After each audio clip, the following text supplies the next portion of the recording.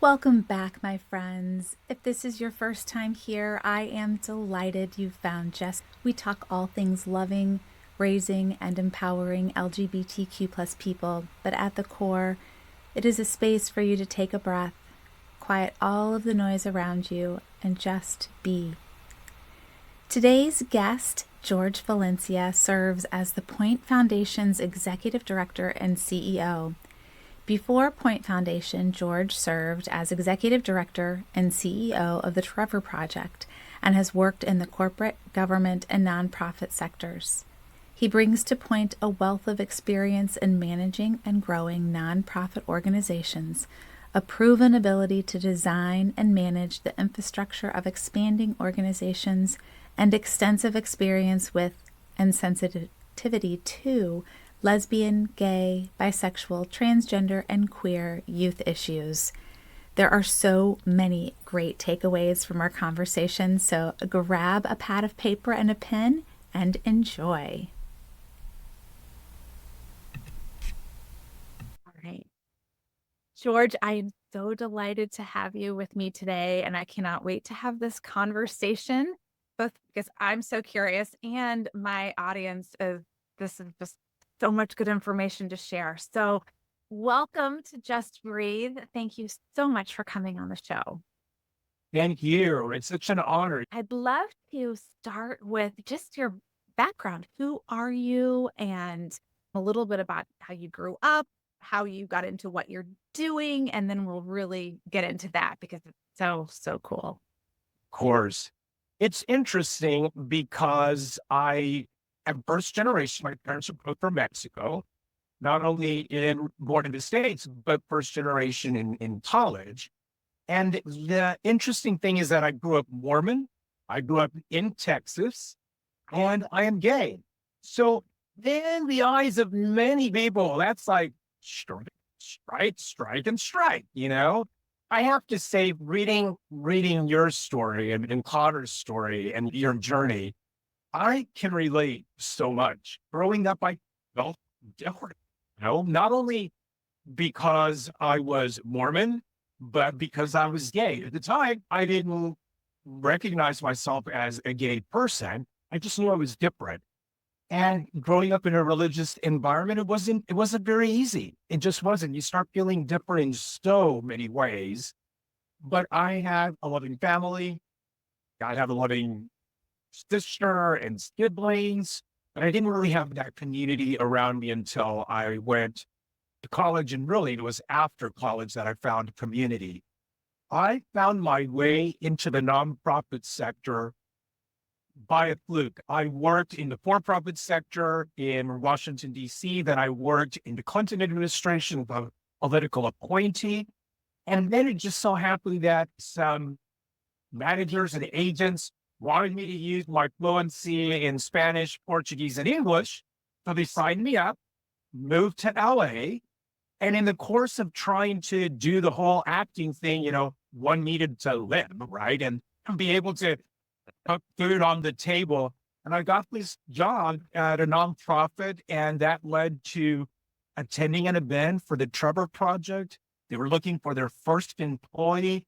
I applied. They took a chance on me. I did that for 5.5 years. And then that's when Point Foundation came knocking on the door. I've been here 17.5 years. So you were at the very beginning of Trevor Project. I was their first non-founder executive director that they hired. That's Celeste was just on the show a few months ago. I love Celeste. I mean, right? Just kind of a magical human. One of the ones that hired me, actually. So yes. No, cool. It's such a small world. That is amazing. So you really got to help shape what Trevor Project is today. I was a part of it, with a very committed board. I remember drafting the first logo on my laptop, if you can believe it. And my dining room was our office. So we used to use our alley. It was so funny. When we have an event and we would have gift bags, we used to use my alley to load all of the gift bags. And I would call my friends, we would lay them out, and we would just be stuffing whatever we could in there. And it was a love of mine to do what we were able to do. Of course it was. I love that so much. So, the Trevor Project which everybody listening knows because I talk about it like a crazy person all the time. But moving from that base into Point Foundation, which is really working on and looking at scholarships, correct? Yes, correct. Talk a little bit about that. So your listeners obviously know that the Trevor Project is the nation's largest suicide prevention helpline for gay and questioning teens. And Point Foundation is the nation's largest scholarship granting organization for LGBTQ students. And the truth is that when the Point Foundation first approached me, I said no 4 times to just applying for the job because I loved the work at the Trevor Project. It's so important. It was so needed. It really spoke to me personally and my own experiences, but not knowing who I was and not knowing that there was community out there for me. But one of the reasons why I ended up going to Point Foundation was because I remember hearing about those calls to the Trevor Project when I was there. I would listen in on some. And for many young people, they had no role models. For many of them, there wasn't a light at the end of the tunnel, understanding how one could live authentically and be out and proud. And as I started to do my research on Point Foundation and read about the students that were not only applying, but getting the scholarships, it was like a light bulb that went off. And it's like, oh my gosh, this is the light at the end of the tunnel. These are the young people that are going to be able to help those that are following the helpline who have no idea what life can be like to be authentic, out, and proud. And it was at that moment that I thought, this is how I can continue the work. And I've been here again for 18 and a half years. It's pretty incredible. And I love how they do work together so well. And that is such an important thing. As you were talking, I was thinking, I remember experiencing it through my son. And of course, Connor, even though he had his own struggles, he had us, right? And he did have family who loved him. And as he went off to college, he would come home and he'd be like, oh my gosh, my roommate or this person that I met, like I realized now how lucky I was. Of course, when he was here, he was like, I just want freedom. Then he's like, so-and-so's parents don't talk to him. And this person over here has to hide. And, just the stories, right? So he was starting to see this and talk to people and bring it home. And I think, those stories continue today. And very much like you, college was good, but now that he's out, he's really finding his people, right? Like he's really finding that community that is so important.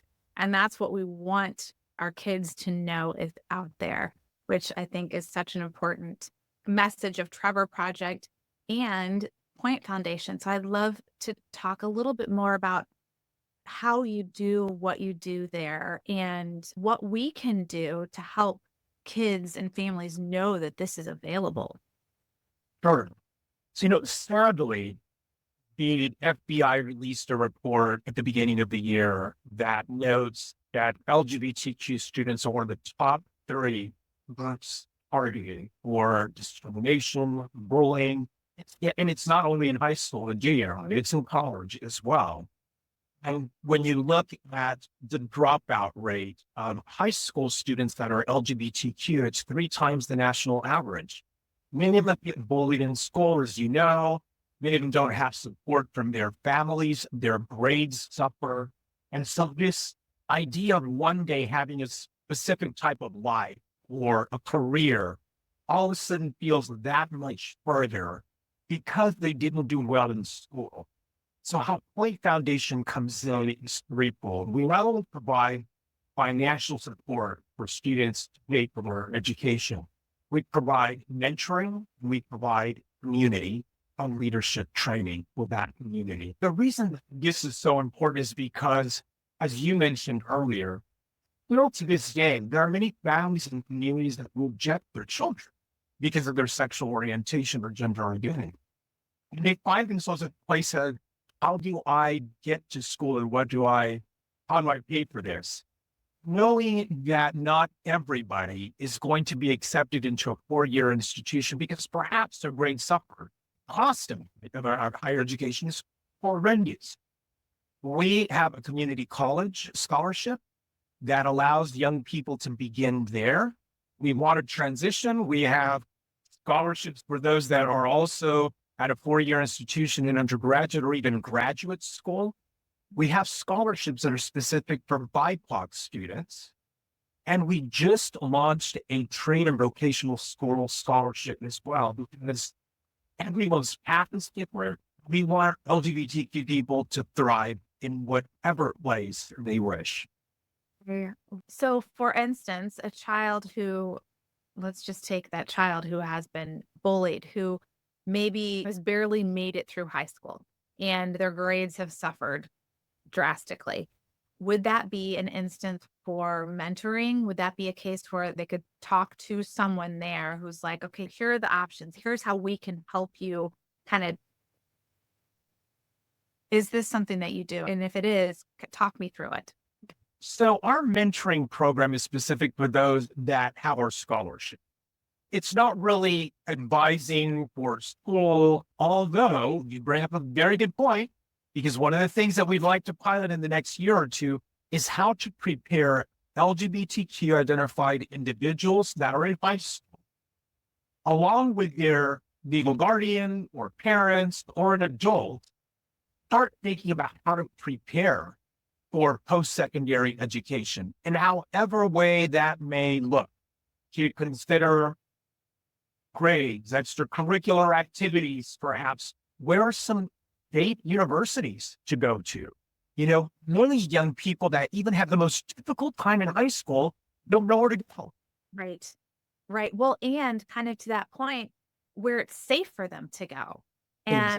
And I really think that that's something that, I hear a lot, like people do ask me a lot, like, where are the safest schools for kids to go?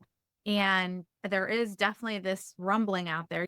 Somehow people think that it's safer now for kids in college, and that is could not be further from the truth. And so I'm sure you have, tons of statistics and everything on that, but I'd love to hear your thoughts on that, because I just kind of speak anecdotally from things that people have shared with me and little, stories that I've read here and there, but I'd love to hear your thoughts. Yes. Could you bring up two really good points? The first one is, a state school to go to begin with. There is a resource. There's a group called Campus Pride. They have an index, notes how universities are ranked in terms of their work of LGBTQ students. That's a great resource to look into to begin with, because it does give parents, it gives students an opportunity to look at any specific university. Okay. Even when students get to campus, they often find administrators and staff are discriminating against them because of their sexual orientation and gender identity. So it's one thing to have the school, note that we have these programs. It's another thing in the way that others treat. And so that's also very important to look at, to ask around, find maybe a student that's going to that university and see what their experience is like. But many young people who are having a hard time in high school, they're laser focused on doing well, trying all that they can to get those good grades so they can get to college, only to find out that there are challenges there as well. And the reason we have mentoring is because when young people get to a school setting, whether it's community college, undergraduate, or graduate, they find that they need community. And certainly now, at this time with the dismantling of DEI, pride offices at universities across the country, this community is more needed. So we have group mentoring, not the one-on-one. We bring the students together with a couple of mentors so that they feel safety in numbers. They can hear from each other on their experiences and what's working. We have found that to be especially successful. We have 755 students that we're going to be supporting this coming fall across the country. And so we really rely on the kindness of mentors that are willing to be a part of this group mentoring program as well. Sure, sure. That is really incredible. So I'm going to preface this next question with, if you do not want to go here, please just tell me, but it's something that I am feeling particularly passionate about these days.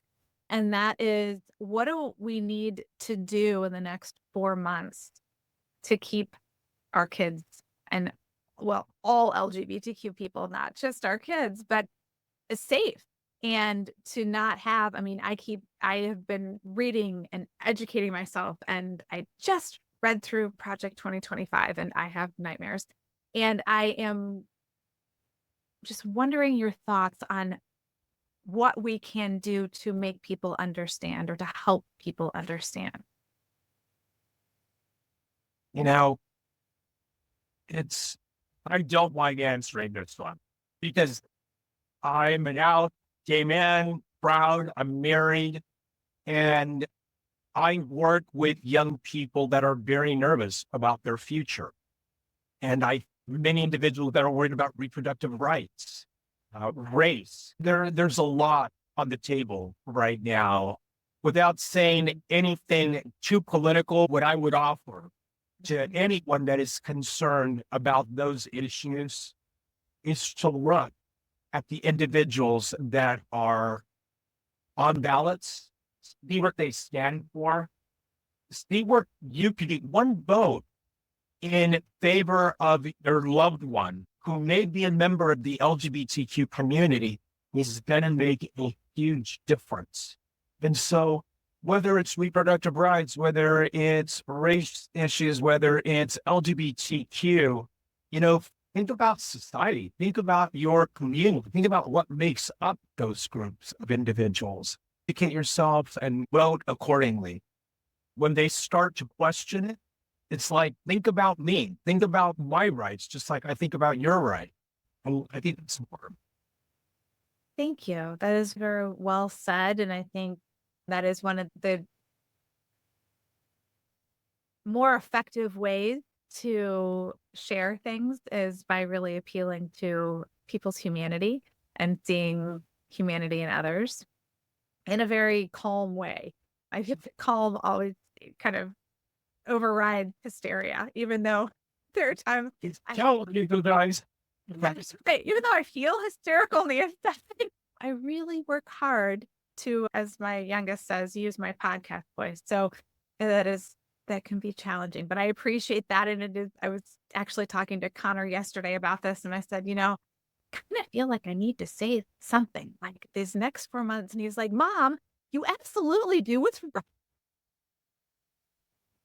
As a nonprofit, we also have to do, and then clearly with over 600 anti-LGBTQ bills across the country at state legislators, it is incumbent upon us to talk about it and how dangerous those bills are, not only for those that are alive now, but for what it's going to do to the future of populations. And absolutely. So I'm happy you asked, and hopefully someone will think about those around them when they get to the ballot box. Yes. Thank you. Very well said. I appreciate that so much. Such a good way to talk about it. I would like to kind of circle back, because there was one thing that I forgot to ask you about. I'm trying to think the best way to ask this. This idea that campuses are not as safe as maybe people, just the general population thinks, or people are like, oh, things are getting so much better. Why are you so worried?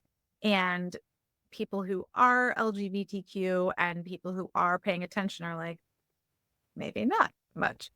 What are the things that we can do, actions we can take, resources that we can point people toward when they are just feeling lost or don't have support? Individuals, you're saying, in school that don't feel that support, is that, yes. So we've been seeing, and certainly in the space that I'm in, a lot of dismantling of pride office. In fact, just 2 days ago, there was an article that came out about one of the universities dismantling their pride offices. And they interviewed one of our alumni who said that it was that office that kept them alive. It was that office that made them feel community. And what they're trying to do is lump it all into one particular area. And perhaps some people think, well, everybody should be able to get the support that they need. And somebody on one of my social channels commented, why would we want to have specific, support for one group when then everyone's going to ask for it? Well, the difference is, well, there are many reasons why I would say that. The FBI report alone should say that there are certain groups that need to find community, right? And so for those individuals that find themselves on college campuses that don't have an office that supports them through their pride office or because they no longer exist, there are LGBTQ centers across the country at the local level. I would say find a place in their local community where they can find that community. If ever it was necessary that we find our own and our allies, it is now. It is an opportunity for us to really hold hands with those that are going to support us at a time that we feel attacked in so many different ways. Thank you so much. That is extremely helpful. And I think that is something that often, when you are in that position, you're thinking, what do I do? Like, where can I turn? And so it's helpful to just have this be like, oh, I can look in the community, look outside of the university, look in the community that the university is in. And, certainly online resources that could point you in the right direction. I'm sure that you have some on your website. Trevor Project is great. Human Rights Campaign is great. I just want to acknowledge and validate the fear and the concern that does come up in this time of what's going on and is there going to be support? And this is quite scary. Like, there are the voices that are saying it's not a big deal and this isn't necessary. And we've shown that this isn't necessary, but what they're saying is not actually what's going on. So it's like that weird, not what I'm seeing, but I guess like being gaslit a little bit. It's a term that I feel like my 22-year-old saying that. Look, we learned our lessons here in California with Prop A when we thought, oh my gosh, everybody's going to be supportive of marriage equality. We're going to be good only to have it taken away. So if there is a positive to all of this, we've, as a community, we've faced many challenges and we find a way to band together, to lock arms with other allies and to fight. And we're not going to sit back. We're just not, so maybe a pride office or a D office getting dismantled on a campus is one way that some universities find that as a win. We're going to find each other. We're going to find a way to get together and we're going to find a way to form community and fight them. We're not going away. Yeah. No, I just think it's like, we'll take this away and then they don't exist. Sorry. Because there's so many voices out here that, your own and your allies and your advocates, like this is time for everyone to be making noise. So I think that is the underlying message here is this is not a time to be quiet. This make noise and to call things out when you see them. Be creative. There are a lot of creative solutions. So when these things happen, yes, it can be frightening in the moment, but opportunity for a creative solution and to be talking about. Absolutely. We had two of our alumni. One of them is at Oxford right now, actually, and two others. Actually, it was about a group of three of them got together. They created an organization called Outvote, and it is a 501c3. And young people are the largest voting bloc in the United States. They can make life better for themselves and for others. That is a huge responsibility.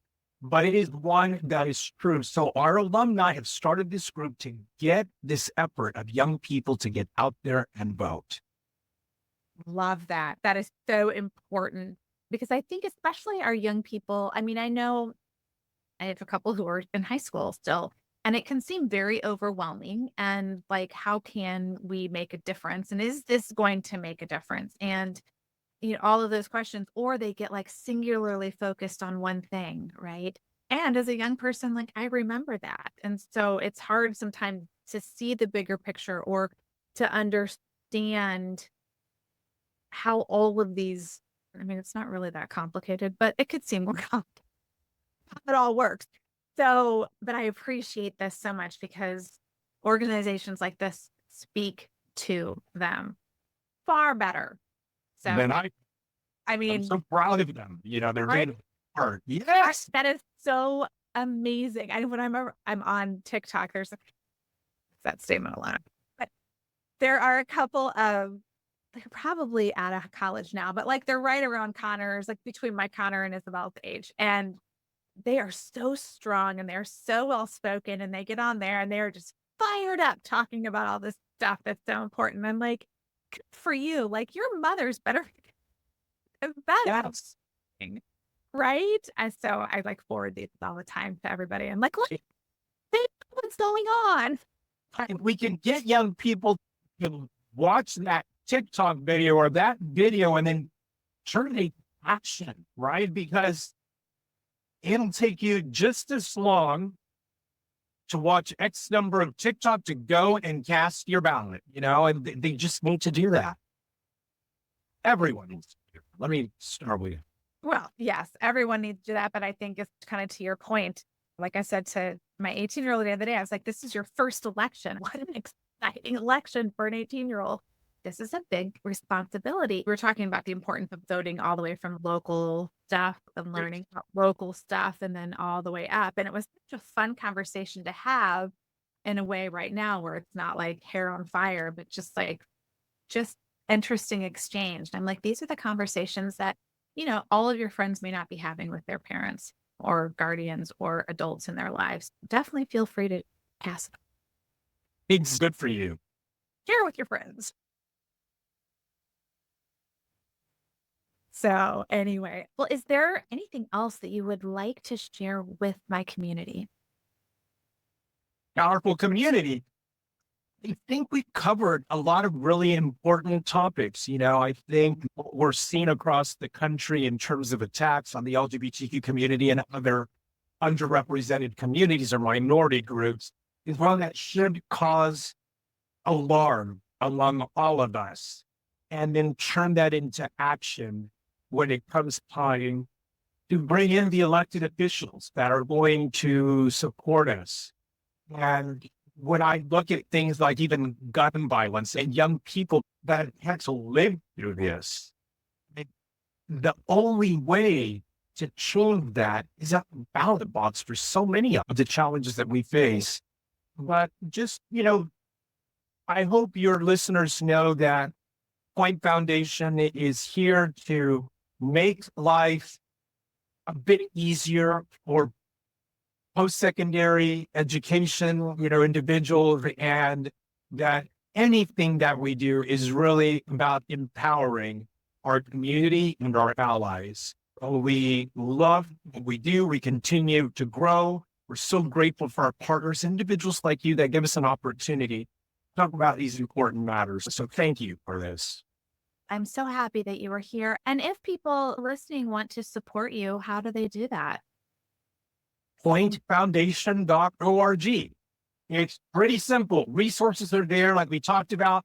Students who want, or prospective students that wish to apply, there's all sorts of support that we offer, and that's where they can find us. We're also on TikTok, we're on Instagram, Facebook, LinkedIn, you name it. We have a presence in all of those. Wonderful. I am so happy you were here today. And I just appreciate all of your insight and your wisdom and your encouragement. Thank you. The world needs more people like you and your family. So thank you. Truly my honor. I hope you enjoyed that conversation as much as I did. A quick reminder that my brand new book, Parenting with Pride, is now available wherever books are sold. It is also available in e-reader and audiobook format. Click on the link in the show notes to buy it right this second or to send it to a friend. If you know of an organization that may benefit from a workshop on how to be a good LGBTQ ally and how to support our kids, family members, and friends, especially during these next 4 months before the election, please reach out. My calendar is beginning to fill, and I would love to fit you in. Finally, if Just Breathe means anything to you, it would mean so much to me if you would take 30 seconds to do 2 things. First, please follow or subscribe to the show. Just click on the plus sign or the word follow wherever you listen to your podcasts. And second, if you'd be willing to share a 5-star rating and review, I'd be so grateful. It isn't just a nice thing for others to read. It actually helps this podcast get in front of those who need it most. I appreciate you being part of the Just Breathe community. Big hugs to you all. Until next time.